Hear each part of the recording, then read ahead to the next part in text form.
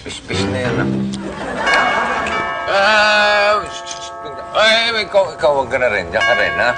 Huwag na kayo masyadong magkagalaw. At baka gutumin na naman kayo. Oh, it's you! Yes, it's me! With Pasalu! Ah, ano to? Pinasugbot, saka piyaya. Yes! Okay. Kayong dalawa, dyan lang kayo. Itatago ko lang muna to. Ipakain mo na agad-agad. Kakakain lang nila.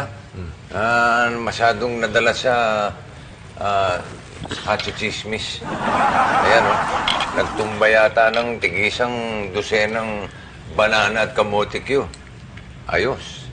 Yung banyo namin ito, sarap ng amoy mamaya.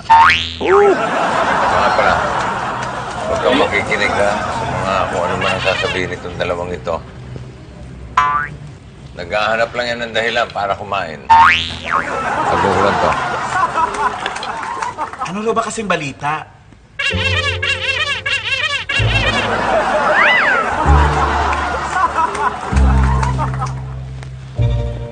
Marami pa akong pinasugbot ni Yaya. Anong balita? Naparito si Steph. Grabe kayo, tatay. Ba't mo sinabi? Tsaka may Barquilios pa ako. Dumaan po kanina dito si Kuya Steph. To be continued ang mga chika nyo. To be continued. Wait lang kukunin ko pa yung extra Pasalu. Hindi ba? Sinabi ba sila? Wala. Wala. Piyaya. Aha! Ano yan, ha? Ano yan? Wala. Anong wala? Anong wala? Ha? Anong wala?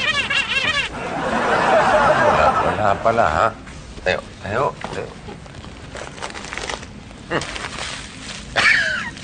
Eto, kahit durog ito. Alam kong Barquilios ito, galing ng Bacolod. Ote? Victor, mamaya na yan. Kakausapin ko lang to si Nina. Mami, hindi pa nga sinasagot ni Diva yung aha ko eh. Mamaya na kayo mag-aha. Darling, dinekwat mo pa rin yung cellphone ni Diva? Anong dekwat? I don't make dekwat. It was just there in the counter of selfie. And guess what? Walang text galing sa akin. Mami, nagbasa kayo ng text na may text? Kasi, sabi ni Diva, meron daw nag-text tungkol sa paninira ni Steph. Wala. As in wala.